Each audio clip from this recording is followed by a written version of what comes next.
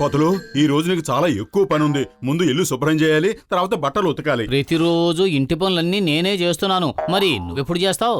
నేను రేపు చేస్తాను. రేపు అనేది ఎప్పటికీ రావడం లేదు. Tomorrow never comes. రేపు అనేది రాకపోతే అందులో నా తప్పే ఉంది.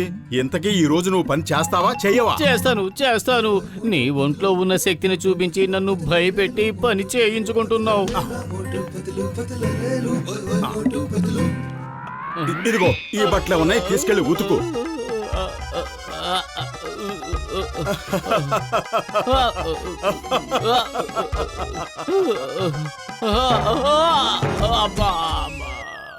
ఓయ్ మోటు, నా ప్రాణమిత్రుడా, నా సహోదరుడా, అసలు ఇక్కడ ఏం జరుగుతుంది? పెద్దనాయ్, ఇప్పుడు నేను షేవింగ్ చేసుకోవడానికి వెళ్తున్నాను. ప్రతిరోజు ఇలా షేవింగ్ చేసుకోవాలంటే నాకు చాలా కష్టంగా ఉంది. ఎన్నిసార్లు ఆ బ్లేడ్లు దిగిపోతున్నాయి అనుకో. నేనుండగా నువ్వు ఇలాంటి వాడికి దిగులు పడకూడదు. ఇదిగో షేవింగ్ క్రీమ్, దీన్ని రాసుకుని 10 సెకండ్ల తర్వాత నీళ్లతో కడిగేసుకో. షేవింగ్ అయిపోతుంది, బ్లేడ్ అవసరం కూడా ఉండదు. నిజంగానే పెద్దనయ్య, thank you very much. Okay మోటో, నువ్వు షేవింగ్ చేసుకున్న తర్వాత షేవింగ్ క్రీమ్ ఎలా ఉందో చెప్పు. మేము ఈ బిజినెస్ మొదలు పెడదాం అనుకుంటున్నాం.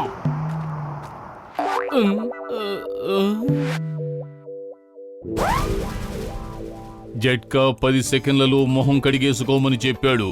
అంటే ఆ విధంగా కడిగేసుకోకపోయినట్లయితే ఏదో ఒకటి జరుగుతుంది కదా. నువ్వసలు ఏం చెప్పాలనుకుంటున్నావు? నా ఉద్దేశం, ఈ రోజు మోటు మీద ప్రతీకారం తీర్చుకునే సమయం వచ్చింది. మోటు ప్రతిసారి తన బలమంతా చూపించి పనులన్నీ పతులుతోనే చేయించుకుంటున్నాడు. పతులు, ఈ రోజు నీ తెలివితేటలేమిటో అతనికి చూపించు. మోటు షేవింగ్ క్రీమ్ రాసుకున్న తర్వాత 10 సెకండ్ల వరకు అతన్ని మొహం కడుక్కోనివ్వకుండా నువ్వే చూడు. అప్పుడు చూడు తడాక ఏదో ఒక గడబిడ జరుగుతుంది. అప్పుడు మోటు ఖచ్చితంగా సమస్యలో పడతాడు. వద్దు, ఆ పని మాత్రం చెయ్యకు.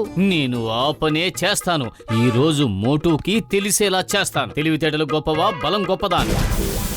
ఇలా ఇవ్వు, నేను రాస్తాను. నువ్వు ప్రశాంతంగా కూర్చో.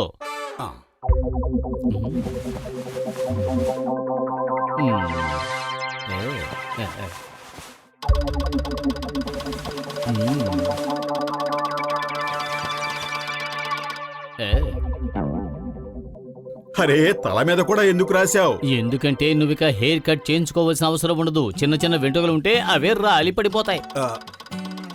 10 సెకండ్లు అయిపోయాయి. ఓ, కానీ నీళ్లు లేవే. పంపులో కూడా రావడం లేదు. ఉండు, బిందులో కూడా లేవు. ఇప్పుడు ఏం చెయ్యాలబ్బా? మోటు, 10 సెకండ్లకు బదులు 30 సెకండ్లు అయిపోయాయి. నువ్వు షేవింగ్ క్రీమ్ ని గుడ్డతో తుడిచేసుకో.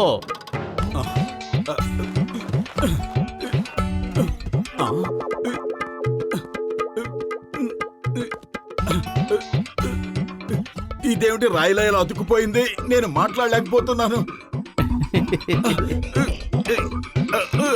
అరే, ఏం జరిగింది? నీ మాట కూడా బయటికి వినిపించడం లేదు. ఉండు, నేను తీసేస్తాను.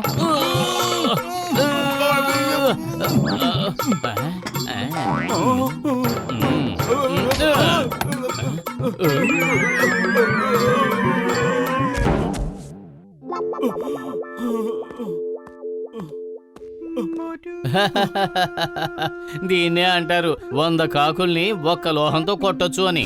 ఇప్పుడు నువ్వు ఇలా ఇంట్లోంచి బయటకు అడుగు పెట్టలేవు. నువ్వు ఇంట్లో పనులు చేస్తూ ఉండు. నేను వెళ్ళి డాక్టర్ జట్కాని పిలుచుకొస్తాను. ఒకవేళ నువ్వు కనుక ఇంటి పనులు చెయ్యలేదంటే నేను ఈ పురిపురి నగరంలో ఉండే ప్రజలందరినీ పిలుచుకొచ్చి నీ రూపాన్ని చూపించేస్తాను.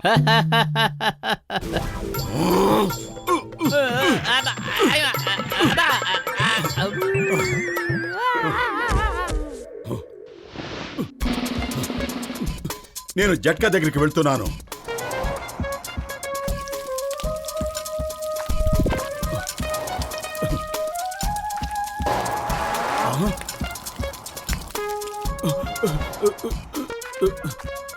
ఇంటికెళ్ళి పనంతా చేస్తావా, చెయ్యవా?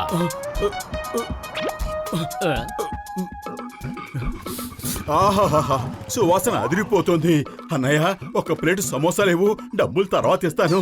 అరే తమ్ముడో, ఇంతకీ ఇతనెవరో మొహం ఇలా దాచిపెట్టు కూర్చున్నాడో? తనేం అడుగుతున్నాడో కూడా నాకు అర్థం కావడం లేదు. మోటు ఇప్పుడు తన మొహానికున్న కట్టును తీయలేడు, అందుకే తను సమోసాలు కూడా తినలేడు. ఈ రోజు తను వద్దినేంత వరకు సమోసాలు తినిపించు, అంతకంటే పెద్ద శిక్ష ఇంక తనకేమీ ఉండదు. సమోసాలు ఎదురుగానే ఉన్నాయి, కానీ అతను తినే పరిస్థితిలో లేడు. అలా మాత్రం చెయ్యకు పతులు, అది చాలా పెద్ద తప్పు అవుతుంది. నేను అలాగే చేస్తాను. ఈ రోజు నా తెలివితేటలు ఉపయోగించి మోటుకి గొప్ప గుణపాఠం చెబుతాను. ఈయన మోటు బాబా, ఈయన మౌనవ్రతం చేస్తున్నారు, అందుకే ఒక్క మాట కూడా మాట్లాడరు. ఆయన ఏమంటున్నారంటే సాధువుల దగ్గర నుంచి డబ్బులు వసూలు చేసినట్లయితే వచ్చే జన్మలో పురుగువై పుడతావట, అందుకని ఫ్రీగా సమోసాలు తినిపించు. లేదు లేదు, నా ఉద్దేశం అది కాదు. ఈ పతులు అబద్ధాలు చెప్తున్నాడు. చూసావా, మోనీ బాబా నిన్ను శపించేస్తున్నాడు. త్వరగా ఆయనకి సమోసాలు తినిపించు. కావాలంటే నువ్వు నా పేరున అప్పు రాసుకో, మొత్తం నేను తీరుస్తాను. కానీ బాబాని ఆకలితో ఉంచడం మంచిది కాదు. అరే వద్దు వద్దు వద్దు, నన్ను శపించకండి మోనీ బాబా.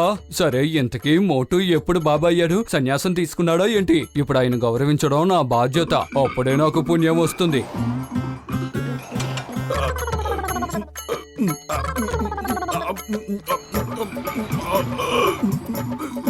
ఇదేమిటి, నా నోరు అస్సలు తెరుచుకోవటం లేదు. ఈ గడ్డం ఇలా గడ్డగట్టుకుపోవడం వల్ల నేను నోరు తెరవలేకపోతున్నాను. అరే ఏంటి, ఏమైంది బాబా? ఎందుకు సమోసాలు తినడం లేదు? ఇన్ని సమోసాలు నా కళ్ళ ముందు ఉన్నాయి, అది ఫ్రీగా, కానీ నేను ఒక్క సమోసా కూడా తినలేకపోతున్నాను.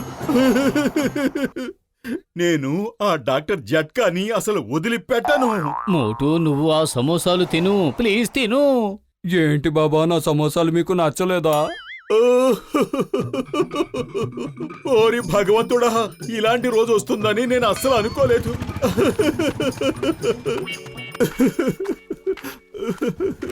ఇక ఇంటికి వెళ్ళి బట్టలు ఉతుకు, ఇల్లంతా శుభ్రం చేయి. నేను వెళ్ళి డాక్టర్ జట్కాని తీసుకొస్తాను.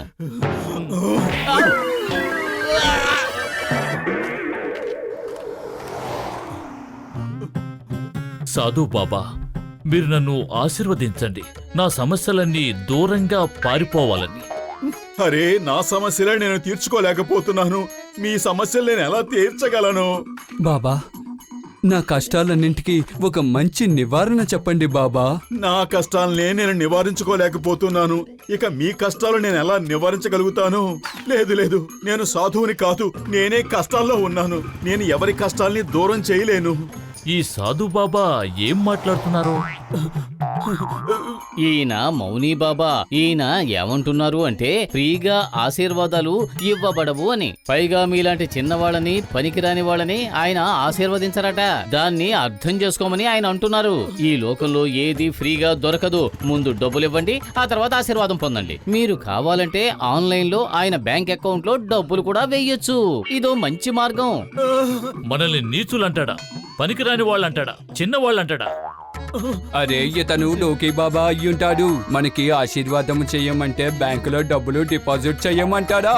చీత కొట్టండి వాణ్ణి.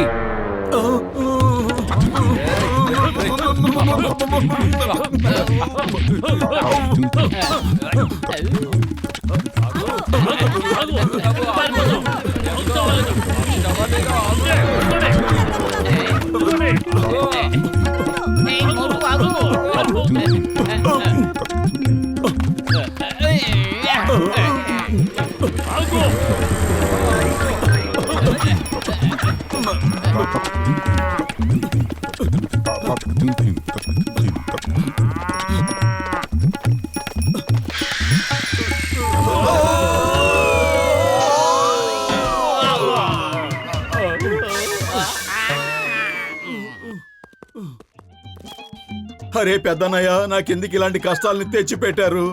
చూడండి నా గడ్డాన్ని, చూడండి నా తలని.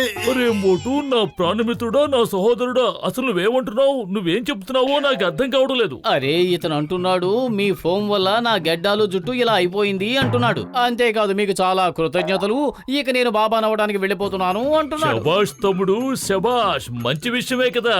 అభినందనలు మోటు, నీకు నా అభినందనలు. లేదు లేదు, నేను సన్యాసిని అవ్వాలని అనుకోవటం లేదు. దీన్ని తీసేయి పెద్దనయ్య, నన్ను ఈ సమస్య నుంచి కాపాడు. ఓయ్ తను ఎందుకయ్యా ఏడుస్తున్నాడు?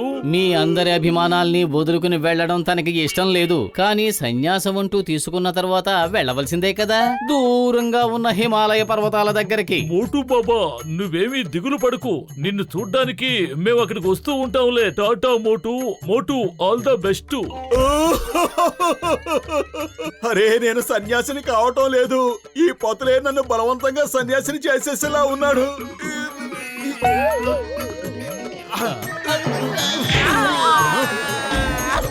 ఓయ్ నాకు ఇప్పుడు అర్థమైంది, నువ్వు ఈ ఫోమ్ తో బాధపడుతున్నావా? నీ ముఖం మీద నుంచి ఈ ఫోమ్ పోవాలనుకుంటున్నావా?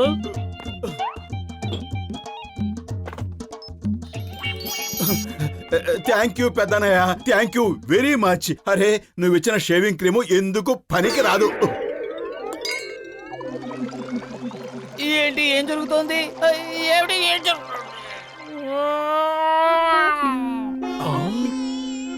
ఓయ్ మోటు, నువ్వు ఆ ఫోమ్ అంతటిని ఆ టబ్బులోకి విసిరేసావు కదా, దానివల్లే పత్రు అలా రాయిలా మారిపోయాడు. ఇప్పుడు పొతులు సంగతి నేను చూస్తాను. తప్పుడు పనులు చేయకూడదని నేను ముందు నుంచి చెబుతూనే ఉన్నాను. ఇది రైటో తప్పు ఆలోచించే సమయం కాదు, ముందు నువ్వు ఇక్కడి నుంచి పారిపో.